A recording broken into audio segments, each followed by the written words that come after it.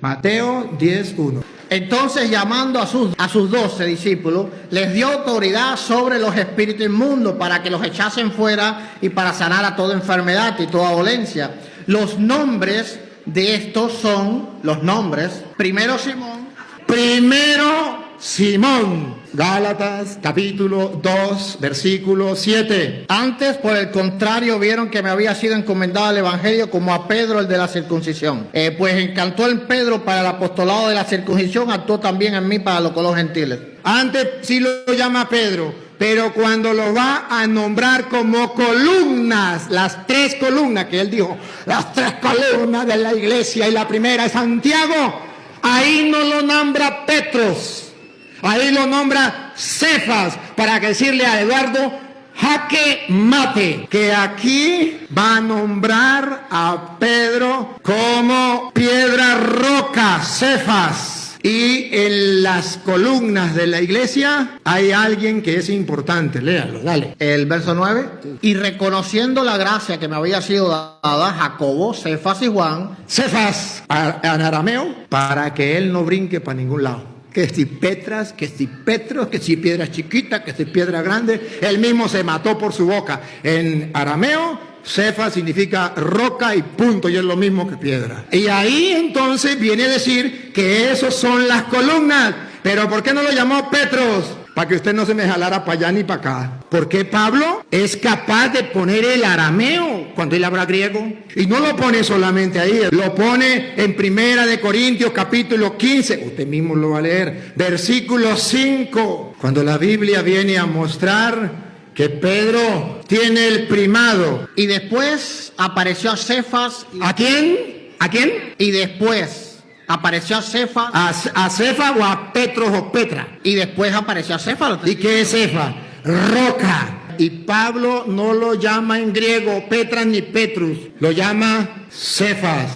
Miren que hay primado en Pedro. Obsérvenlo. Repítalo de nuevo para que ustedes lo observen y vamos a poner a Lupita. Y apareció a Cefas. ¿Se le apareció a quién? A Cefas. Y que apareció a Cefas y después a los 12. Primero a solas a Cefas. Después que ya se le había aparecido al que él le dio el encargo, el primado de la iglesia, ahora sí se le aparece a los 12. Y no se le apareció a Petras, una piedrita chiquitica, sino se le apareció a Cefas, que él mismo dijo, una roca o piedra, que es lo mismo. ¿Y por qué no lo puso Petras?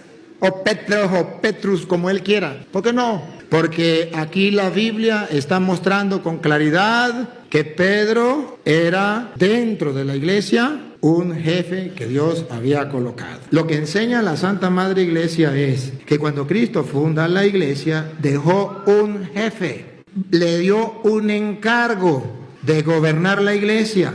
A ese encargo de gobernar la iglesia se la dio a Simón y le cambió el nombre. Y se lo cambió en arameo. Si usted me hace el favor y me lee Juan 1:42, no se lo cambió en griego, Petrus, Petra, se lo cambió en arameo para que usted deje de pelear si era piedrita, si era roca, si era que ese cuento que le llenaron la cabeza. Juan 1:42, óiganlo. Y le trajo a Jesús, y mirándole Jesús dijo: Tú eres Simón, hijo de Jonás. Tú eres Simón, se llamaba Simón. Hijo de Jonás, serás llamado Cefas, que quiere decir Cefas. No le dijo Petrita chiquitica, Petrus. ¿Por qué utiliza, si está hablando en griego, por qué utiliza una palabra en arameo? Para que no haya discusión. Yo le puedo mostrar donde habla de Pedro, y él en donde habla de Pedro puede brincar diciendo que es piedrita. Pero le puedo mostrar donde habla de Cefas, donde es jaque mate, no puede decir piedrita porque es lo mismo. Y lo escucharon del labio de él. Solo que él no lo cree. Eso es problema de él. Te llamarás Cefas, roca. Pero que ese Cristo que es tan importante, al fundar la iglesia, dejó un papá, un jefe, un encargado, y ese encargado para nosotros es Pedro. Primado de Pedro porque está de primero después de Cristo. Observen el después. Después de Cristo viene Pedro, después. Pero para nosotros el importante es Cristo. Pero ese Cristo dejó a un jefe dentro de la iglesia. A ese jefe que va a gobernar, que va a dirigir la iglesia, a eso nosotros llamamos primado, porque él lo leyó, donde Mateo dice, llamó a 12. Primero, eso se llama primado. Primero, Pedro, y no hay segundo ni tercero, hay primado, primero. Él lo dijo varias veces y dijo, y el cura Toro no tiene cómo refutarme que 3 evangelistas están a mi favor. Mateo, Marcos, ¿lo recuerdan? Y Lucas. El cura no tiene cómo refutarme. Eduardo, el cura tiene cómo refutarle. Pero escúcheme, para que lo sepa y más nunca meta la pata de esa manera. El único que habla de esto es Mateo. Para el conocimiento de Eduardo, Mateo es el único que le escribe a los judíos. A los judíos que vienen a convertirse, que se convierten, y él comienza a trabajar con los judíos. Por eso usted verá que desde el origen de Jesucristo, ¿cómo comienza Mateo? El origen de Jesucristo es de esta manera, porque él está hablando a los judíos y quiere mostrarle a los judíos que él bien dijo, ya Dios tenía un pueblo antes de venir Cristo, donde estaban los profetas, donde estaban toda esa gente. Ese era el pueblo de Dios.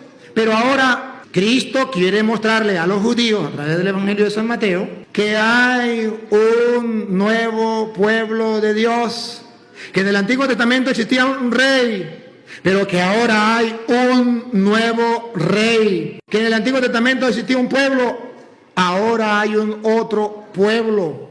Y por eso usted verá que Mateo va a retomar lo que dice Isaías capítulo 22, versículos 20 al 22. ¿Por qué el único que lo toma es Mateo? Porque Mateo le habla a los judíos que conocían a Isaías, que conocían las escrituras anteriores, que conocían la historia del pueblo.